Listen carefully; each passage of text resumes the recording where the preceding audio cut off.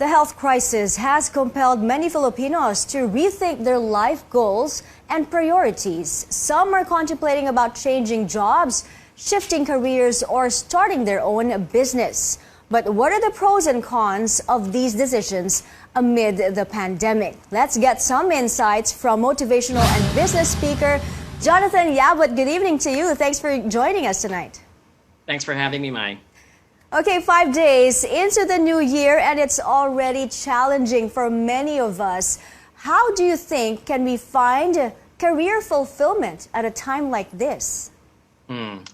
So psychological research, and there's a lot that's been published about this. Whenever you feel anxiety or stress, one way to cope with that stress is to channel your energy into something that you can learn something new.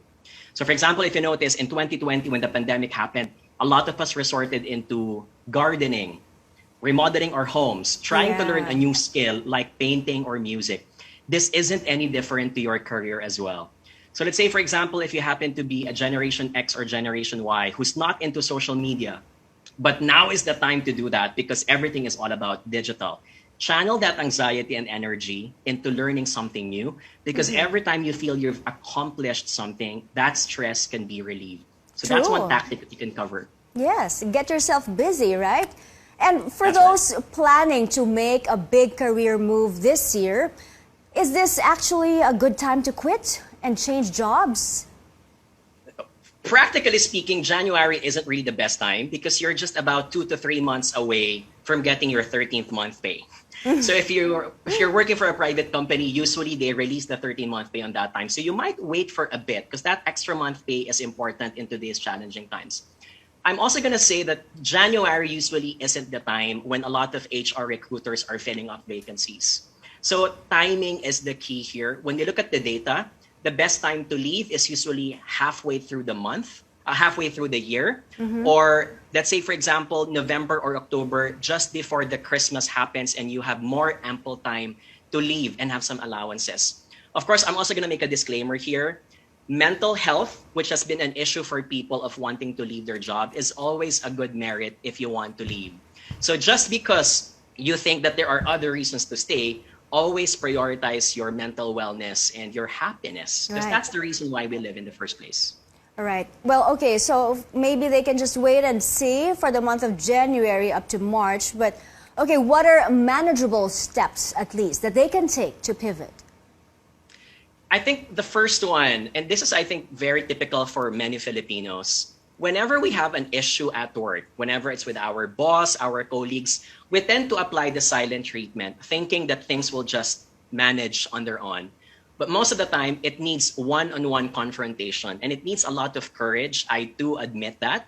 But that confrontation is important for you to be able to say to your manager, here's the reason why I'm struggling. It's extra workload, it's time management. It could be a pay increase, for example. If you don't vocalize these things, things will not sort out on their own. So try to manage on that part. The second I'd like to raise is social interaction. So I'm expecting that a lockdown might happen again, given the numbers have been rising. So one way to manage the anxiety at work is to get out of your typical network. Usually we only look at our workmates and our relatives as our first line of network. Expand beyond that.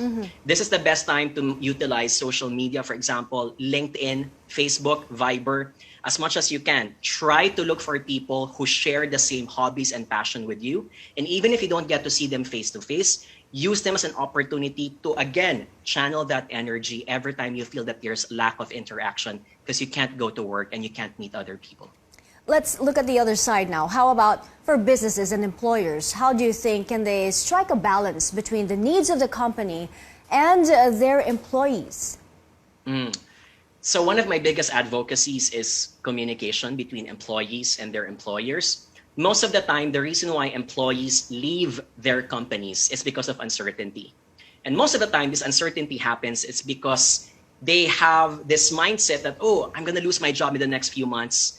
I don't think that I'll get promoted. I don't think that I will get this project that I want. And that's because they don't have an opportunity to speak up. In the time of COVID-19, when we're all confined in our homes, it's hard for us to nudge our managers. You can't talk to them anymore in their cubicles. You can't see them at the pantry. You have to even set up a phone call or a meeting just to do that. So my recommendation to a lot of managers and business owners, be the one to bridge that gap. It doesn't hurt from time to time to send them a message and say, how's it going? Is there anything that I can do for you? Those little nudges will be appreciated by your employees. It will make them also feel that, hey, someone's looking out for my interest. Yeah. And it can be an opening for them to finally speak up if something is wrong with their line of work. Yeah. Okay, it's 2022, a new year. Let's talk about the trends. What are the trends on the job market now? What we've seen with a lot of recruiters in HR, a lot of them are no longer just looking at positions every time they hire people. So for example, we usually hire based on if you want an auditor, if you want, let's say, a marketing or a salesperson, you have to look at their past experiences and say, was this person a sales folk before or a marketing person before? We've noticed that that isn't anymore the trend. People are also looking at your experiences and skills. So even if you're not from marketing or sales, and let's say you happen to be from HR, but in your 5 years of experience in your past company, you had an opportunity to conduct marketing activities. That could be a plus that you might want to highlight in your resume, because a lot of recruiters today are not just looking at your position, they're also looking at your skill. A lot of recruiters are open to hiring people who may not have the full experience, but are flexible enough to navigate from one position to another. So I think that's something that a lot of companies are also realizing. Flexibility of skills is important for their employees. Great insights. Thank you for that. Thank you for joining us tonight, Jonathan Yabut.